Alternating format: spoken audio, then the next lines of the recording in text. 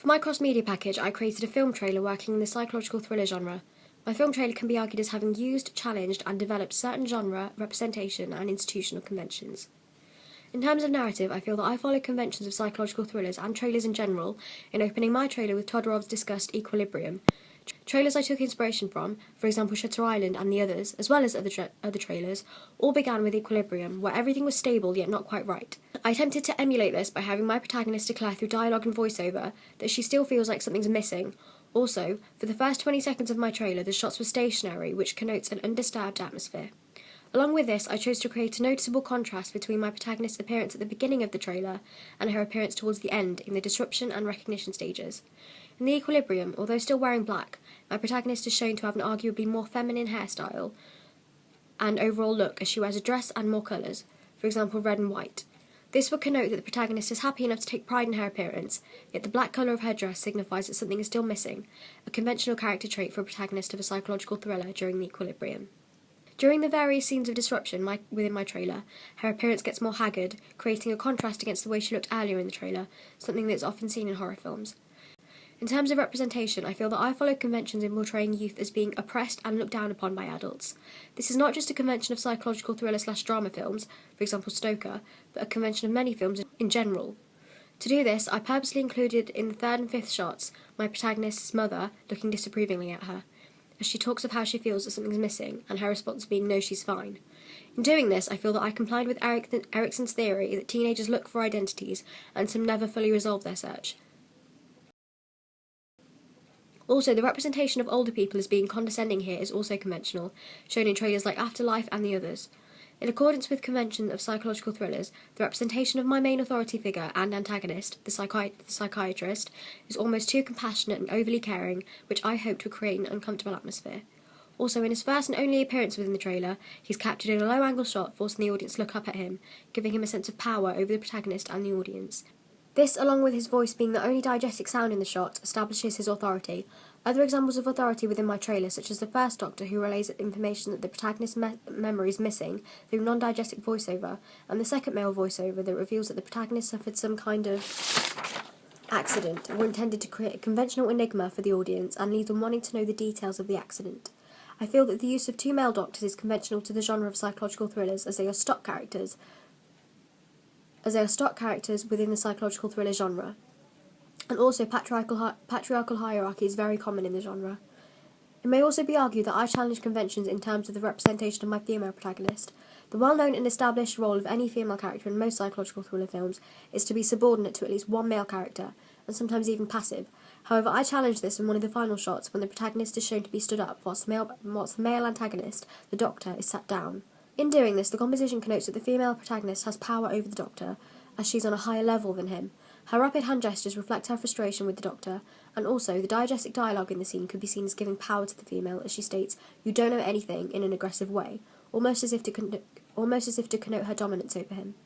I chose to do this to create again a sharp contrast between my protagonist's arguably weak and vulnerable position during the disruption stages, especially in shots 18 and 23 where she is shown to be victimised by the authority, and her resilience to find out the truth about the faceless girl and the sound in the later recognition stages. I challenge conventions through this portrayal of a more strong female character. In terms of cinematography, I feel that I follow conventions by positioning the audience with the protagonist on their side through use of over-the-shoulder shots and point-of-view shots. For example, in the second shot of the trailer, I used an over-the-shoulder shot of my protagonist as she looks down at a family photo album and the non-diegetic voiceover of a doctor explaining that her memories lost plays. In doing this, the audience are positioned with the protagonist almost as if to support her. This was mainly to create a more personal feeling between the protagonist and the audience, and to establish that their sympathies should lie with the protagonist. Also, I used a low-angle point-of-view shot from the audience's perspective. From the protagonist's perspective to show the antagonist. In this instance, the audience are viewing the antagonist from her eyes and are right there with her through it, further strengthening their sympathy for her. This is done in trailers for films like Afterlife often. I believe that I developed conventions of cinematography in my trailer, for example the use of mid-two shots. Mid-two shots are typically used in films, psychological thrillers and others, to connote comfort and stability or to show a loving relationship between two people.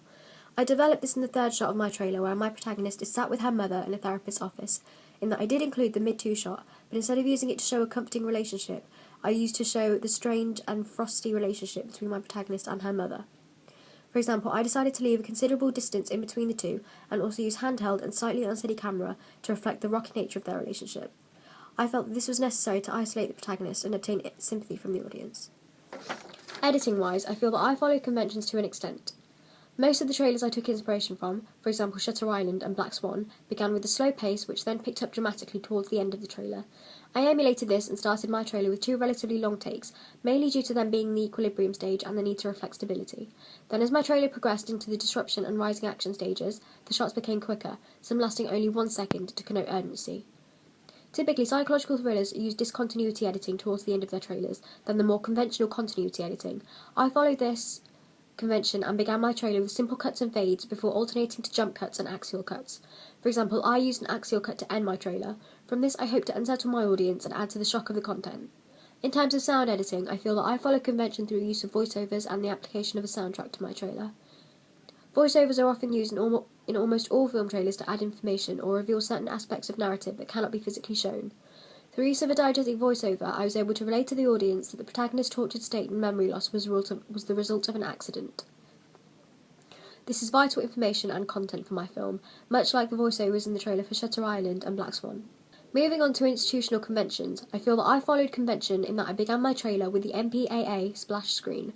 The purpose of the green screen is to inform the audience of any unsuitable content and is shown at the start of all trailers. The familiarity felt by the audience in concern to the splash screen was something that I believed was necessary in order to create a more comfortable atmosphere. Following the MPAA green screen is the New Line Cinema logo, the institution I chose to produce my film.